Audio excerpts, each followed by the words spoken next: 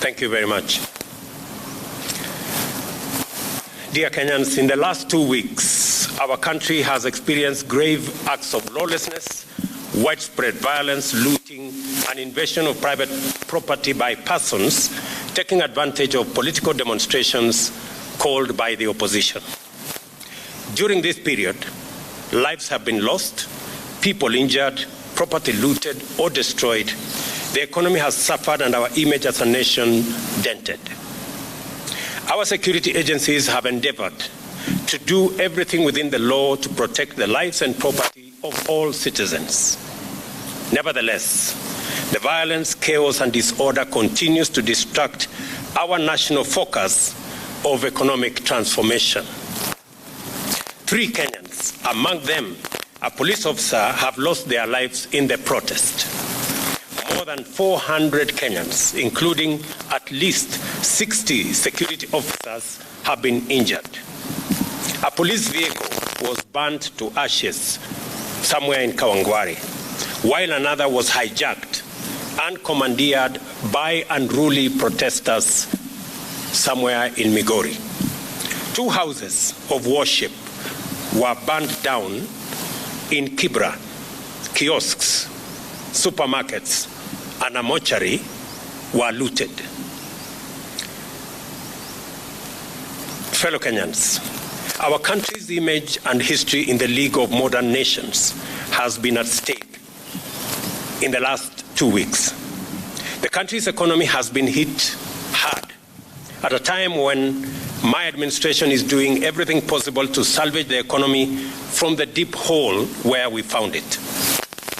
My administration has instituted solid measures and policies to attract investors and through their investment create opportunities for millions of our young people to realize their potential, amongst many of the other issues that we are doing as government. We cannot, ladies and gentlemen, we cannot allow these efforts to be derailed by acts of violence, chaos, and anarchy. We all have an obligation to respect the Constitution of Kenya. This also includes the respect of institutions established and created by the Constitution. Our country's electoral system and process is anchored on the principles of our Constitution. The Independent Electoral and Boundaries Commission conducted a free, fair, and transparent general election on the 9th of August 2022, a poll that was observed by different organizations, both local and international. The Commission declared the results for all 6 elections conducted, and any contestants who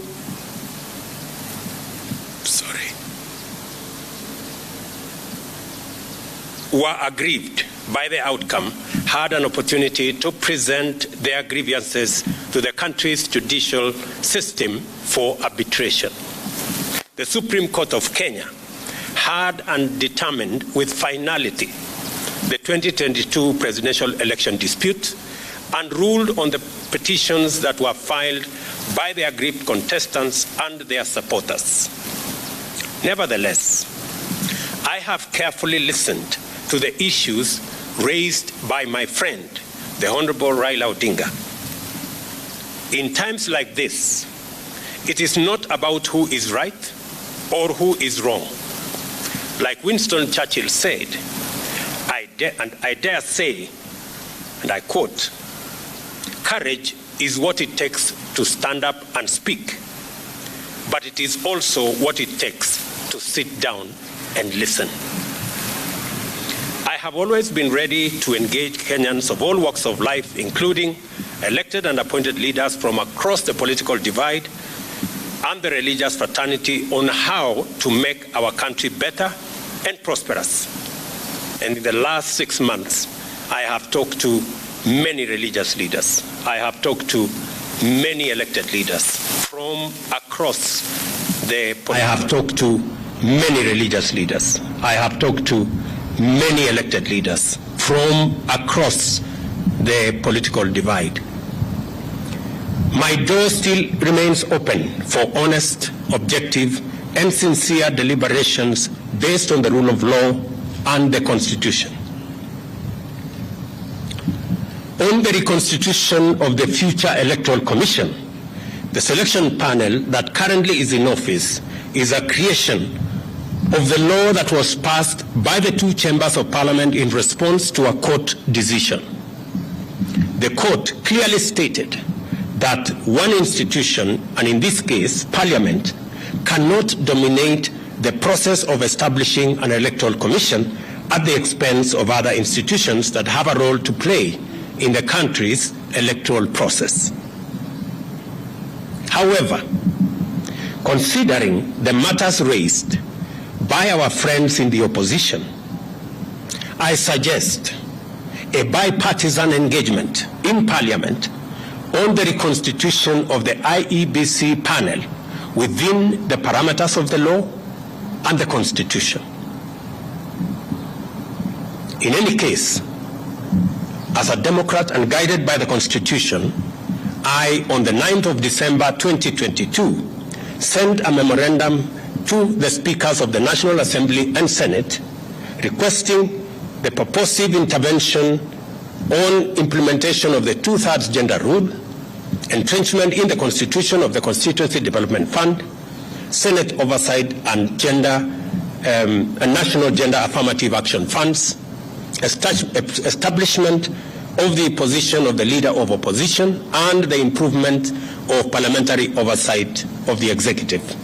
And for the record, Parliament has already approved the parliamentary oversight of the executive, and shortly, cabinet secretaries will be appearing before the House to answer questions. The other items are still in Parliament.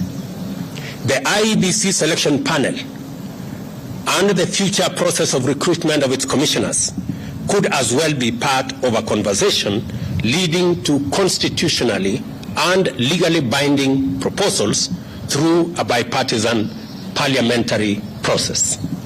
In other words, I am suggesting that the issues that have been raised by our friends on the matter of IEBC, my suggestion is that this matter can be handled in Parliament by a bipartisan parliamentary process so that we can agree on what it is they have an issue with, and we can adjust as is agreed and as necessary. And therefore, in these circumstances, and in view of the recent events that led to loss of life and destruction of property in the demonstrations that have occasioned in our country for the last 2 weeks, I urge my brother Raila Odinga and the opposition to call off the demonstrations and to give this bipartisan approach a chance for us to take the country forward. Meanwhile, I call on all Kenyans to remain peaceful and law-abiding, and I assure them that the government of Kenya will continue with its sacred duty of protecting their lives and their property, including their businesses. Thank you very much.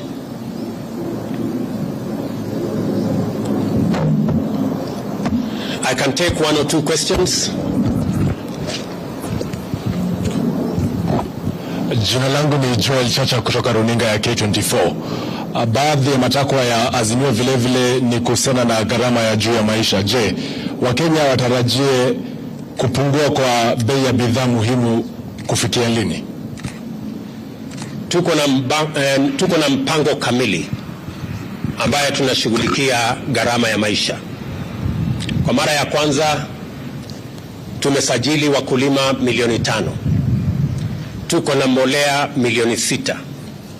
Saa hizi wakulima wetu wanashughulika na kupanda chakula kote katika taifa letu la Kenya.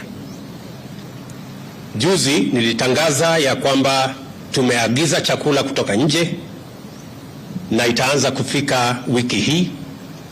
Tuhakikishe ya kwamba pale kutakapotokea pengo ya kukosekana kwa chakula kabla hatujapata ile chakula ambayo tunazalisha mashambani na wakulima wetu, tutakuwa na nafasi ya kutumia chakula ambayo tumeagiza kutoka nchi za nje.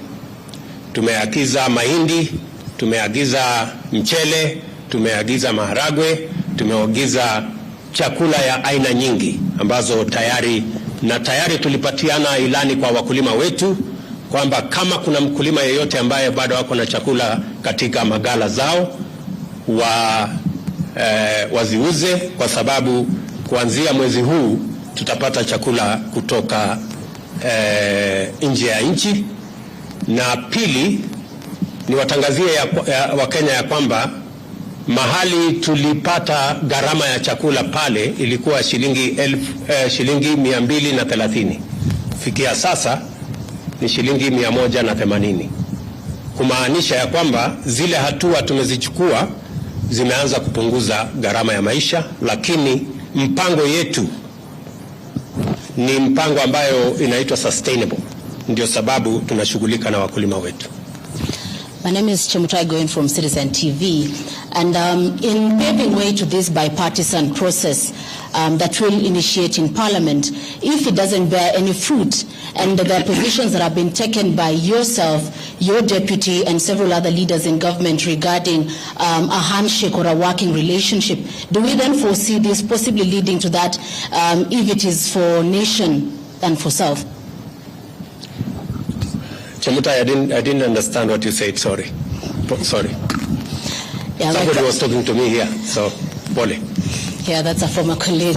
My question, this bipartisan process that is being initiated, possibly that will start in Parliament, if it doesn't bear any fruit, and there are positions that have been taken by yourself, your deputy, and other leaders in your government regarding a handshake, do we foresee a position where maybe there will be softening of stances and a possible working relationship, even if it does not translate to sharing of positions in government? You know, as a believer in the rule of law, and as a believer in running an accountable government, our position is that we should never be in the position that this country was put by the handshake, where there is no distinction between government and the opposition. Once you compromise accountability and oversight, you are in for a lot of trouble. Our position is that we want to engage our brothers and sisters on the other side on issues that are important to the people of Kenya, them as an opposition, us as a government. That way, the system of checks and balances remains intact. Mr. President, I'm Sydney Chazima from NTV. I have one or two questions. One, in a parliament where the ruling party or the ruling coalition enjoys a very high majority, how bipartisan will that process be? And then secondly, you've only touched on one of the issues that the opposition was putting forward as part of their demands. There are issues to do with the servers, there are issues to do with the high cost of living, which you have mentioned. Then thirdly, this is to do with the demonstrations. We've seen some kind of brute force against the media from the police. We would like you to address that.